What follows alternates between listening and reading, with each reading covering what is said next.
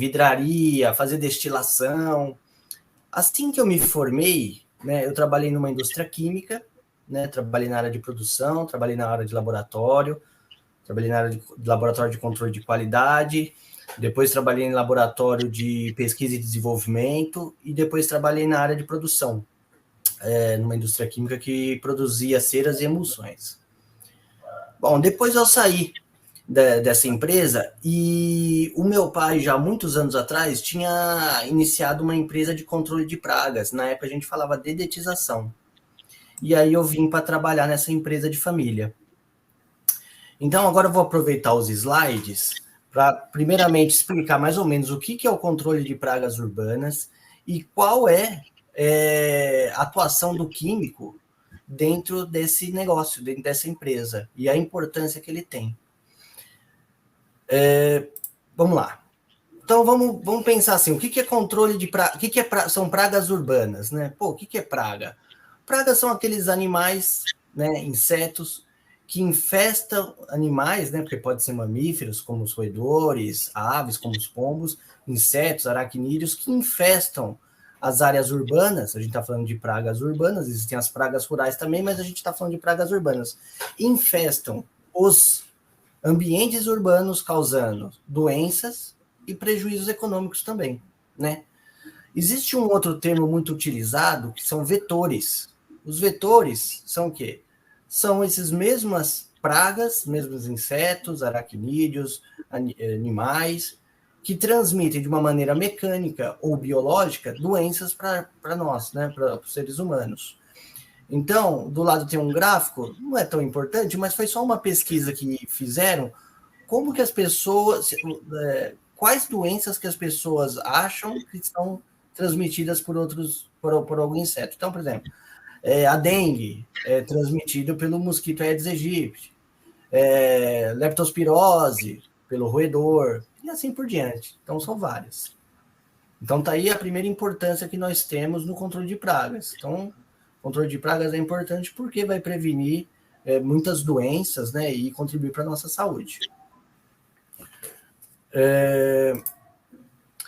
Mas vamos voltar um pouquinho no tempo, né? Na antiguidade já existiu o controle de pragas, não igual hoje, né? Mas as pessoas na antiguidade já usavam o espantalho para espantar as aves, já utilizavam algumas flores, algumas plantas, né? Como por exemplo o crisântemo. O crisântemo depois foi evoluindo tão que nos tempos de hoje ele é utilizado para produzir um dos produtos mais utilizados na área de controle de pragas, depois a gente pode falar sobre isso aí. Então, usado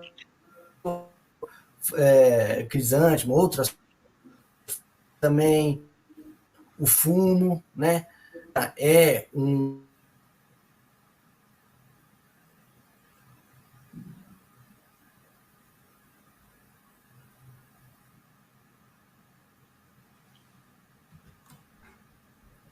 Será que o Nicolas caiu? Vamos ver. A gente tem relatos, por exemplo, nos Sumérios, 2.500 anos antes de Cristo, da utilização de vários produtos no combate das pragas também, né? Naquele tempo o povo tinha muita ideia de mitológica, né?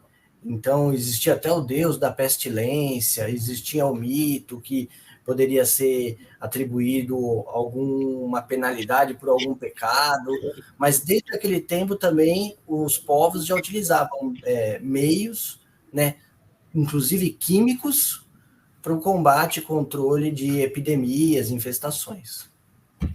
A gente também tem um relato, por exemplo, de Heródoto, filósofo grego, que ele criou um conceito de torre dormitório, né, que o quarto fica mais alto para se proteger das pragas e assim evitar doenças, né? Aí vamos avançar um pouco na história para a gente também fortalecer um pouco da importância do controle de pragas. Uma das maiores catástrofes que tivemos na humanidade foi a famosa peste negra.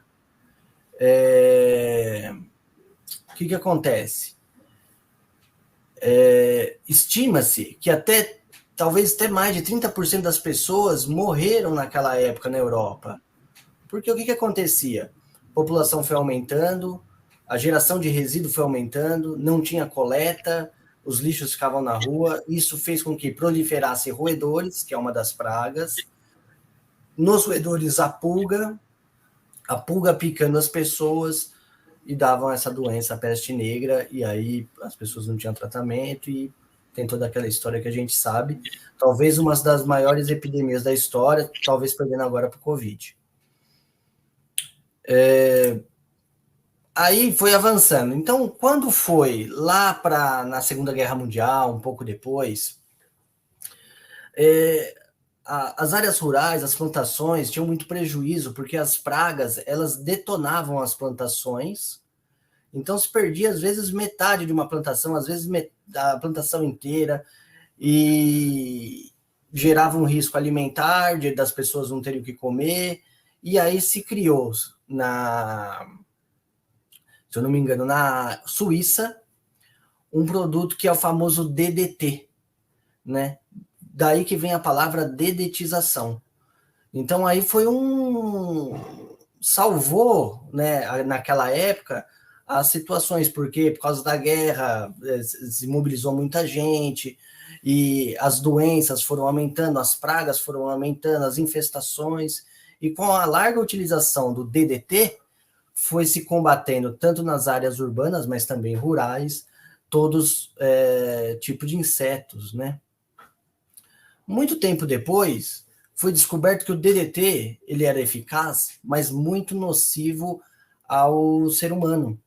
Então, as pessoas tinham câncer, foi descoberto moléculas, resíduo do DDT até no leite materno, e aí os países começaram a proibir o uso desse produto, e hoje ele é proibido em todos os países, tanto a fabricação, importação, então ele foi completamente banido. E hoje a gente já conta com uma indústria de inseticidas ou praguicidas, como alguns falam, já muito mais seguros, que tem muito mais teste para prevenir qualquer tipo de problema futuro, né? Bom, agora passando um pouquinho dessa aula histórica, o que eu quero dizer? O que eu quero enfatizar? Qual que é a importância do químico dentro de uma empresa de controle de pragas urbanas, que é exatamente o que eu faço hoje, né? Hoje eu sou responsável técnico de uma empresa e eu vou dizer mais ou menos tudo que é minha responsabilidade e de outros químicos também dentro de outras empresas que vai ser mais ou menos a mesma coisa. Então, o químico que assume a função de responsável técnico, ele se torna responsável tecnicamente por toda a atividade da empresa. Começando pela parte de funcionamento dela. Então, ele que vai ter autoridade e vai ter os recursos e vai ter a condição de registrar a empresa na vigilância sanitária, para licenciar a empresa na vigilância sanitária. Ele vai cadastrar a empresa lá no Conselho Regional de Química, né? Tem todo um questionário para preencher, tem vários requisitos. Você precisa ter um prédio exclusivo para o uso, você precisa se atentar ao zoneamento da cidade, você precisa ter lugares de armazenamento para os inseticidas separados, uns princípios ativos do outro, você precisa ter equipamentos corretos, todos licenciados, produtos licenciados, você vai precisar contratar um arquiteto para dimensionar a área toda, e para conseguir tirar a sua licença da vigilância sanitária, que é o órgão máximo que licencia as empresas. Fazer o registro no seu conselho de classe, no caso dos químicos, no CLQ, e também fazer o registro no IBAMA, e também fazer o registro na CETESB, caso de São Paulo é CETESB, e cada estado tem o seu órgão. A outra função importante do químico, né, do responsável técnico dentro de uma empresa, é em relação aos colaboradores. Então, ele se torna responsável também pela segurança do colaborador. Porque, apesar dos produtos hoje serem muito avançados, comparados àquele produto que eu disse, o DDT, eles ainda são nocivos, né? Além de ser produtos químicos, são inseticidas, né? Então, alguns produtos, eles são perigosos para a área respiratória, outro para o contato na pele, outro no caso de ingestão.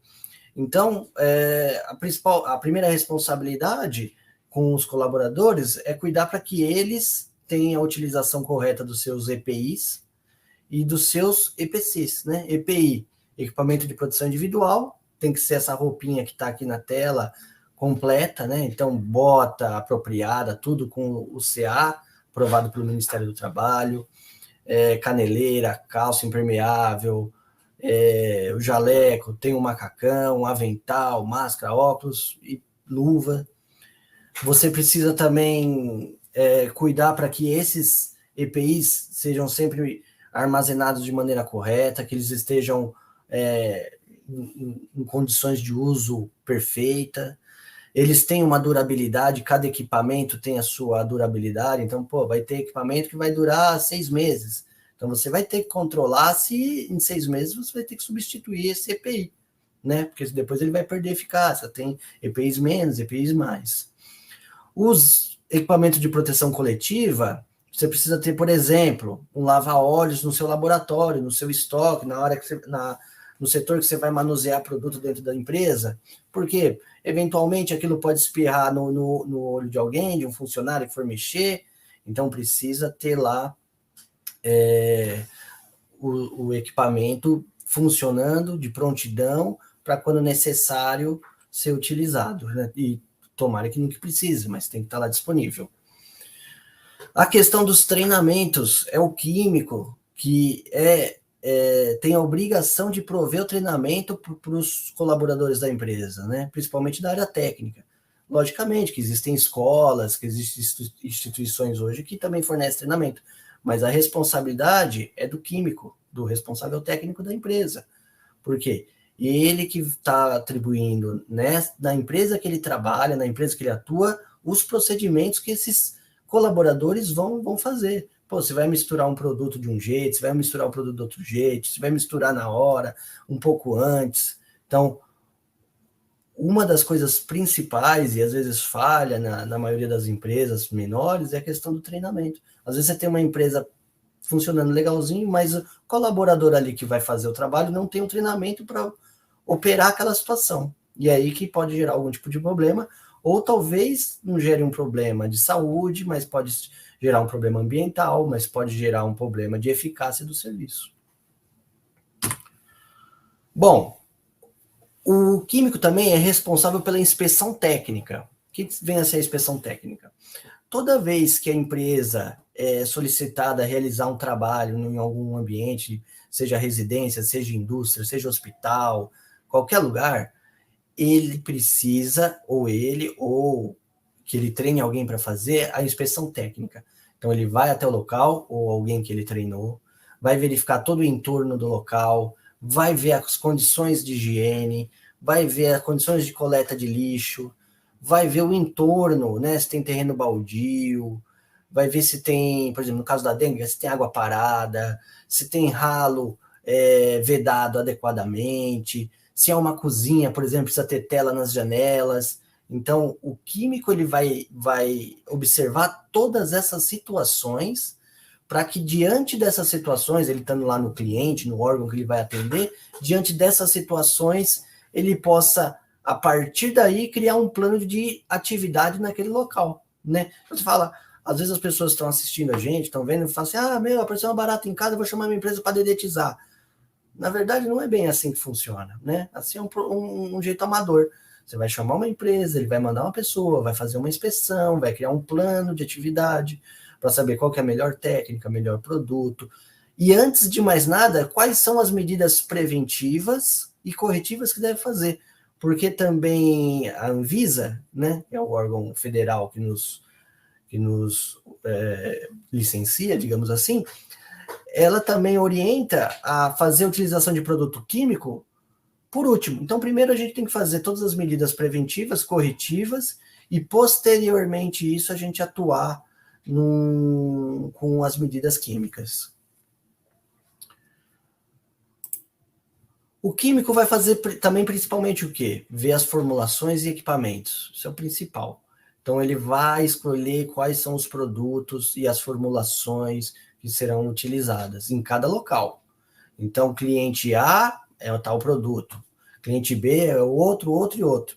Isso tem a ver com a inspeção, tem a ver com o tipo de infestação, tem a ver com o grau de infestação, tem a ver com o tipo de local que é. Então, por exemplo, uma fábrica metalúrgica que está com problema de barata, você usa um produto A.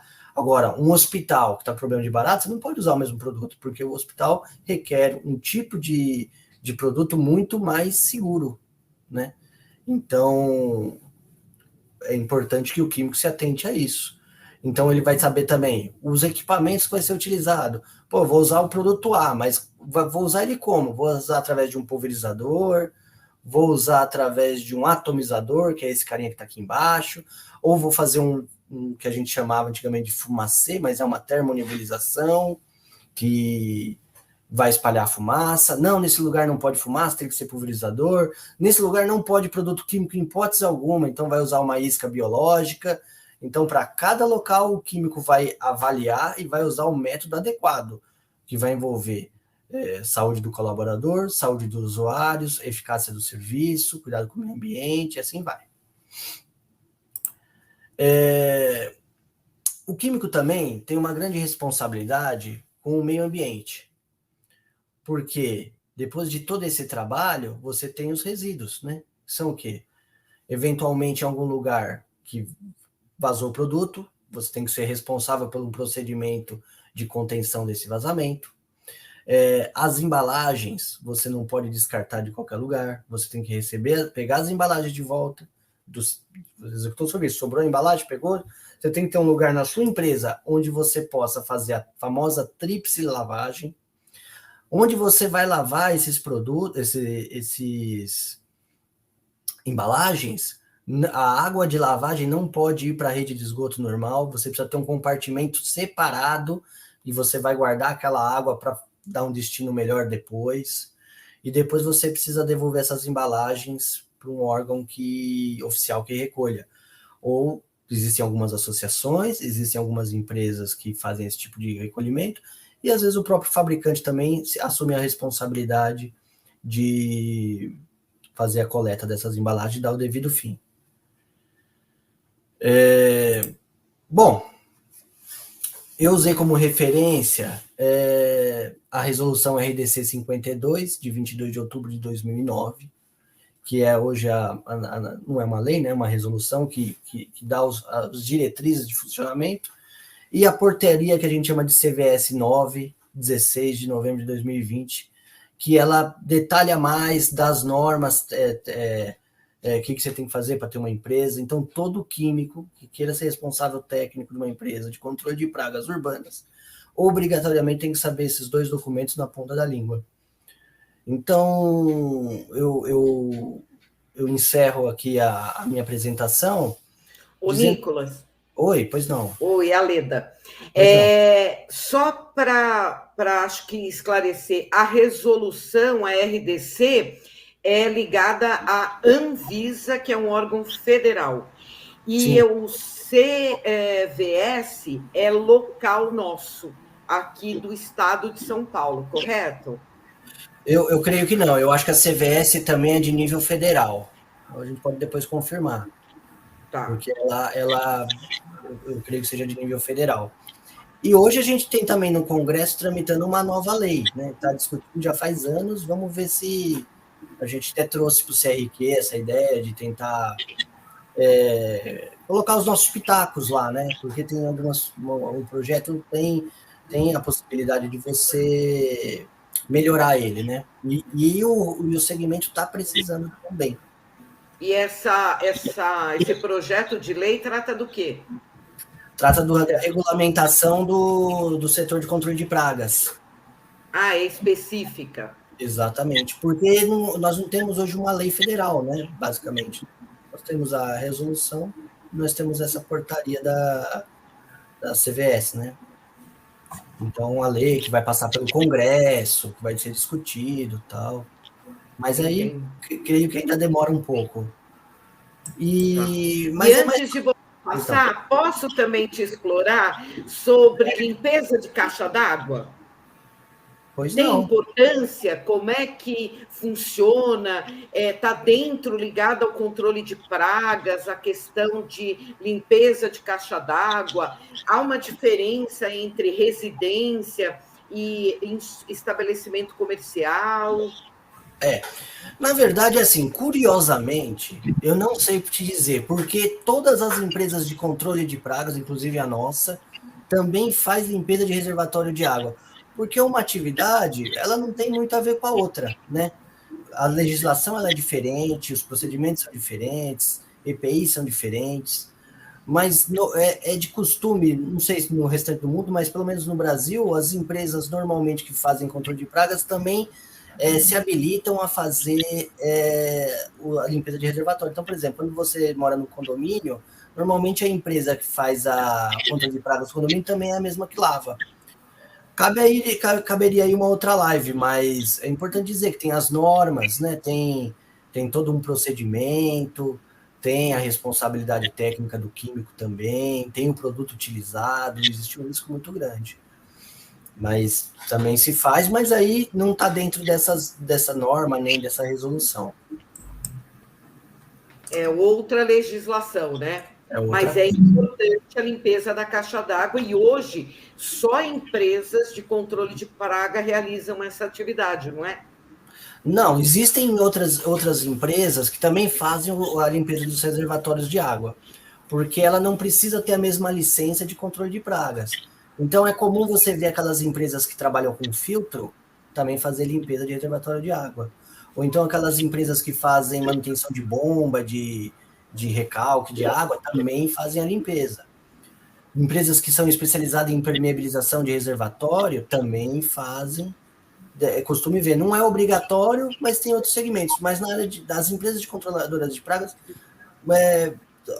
creio eu que a maioria também faz. Mas aí evidentemente tão importante quanto, né, o controle de pragas.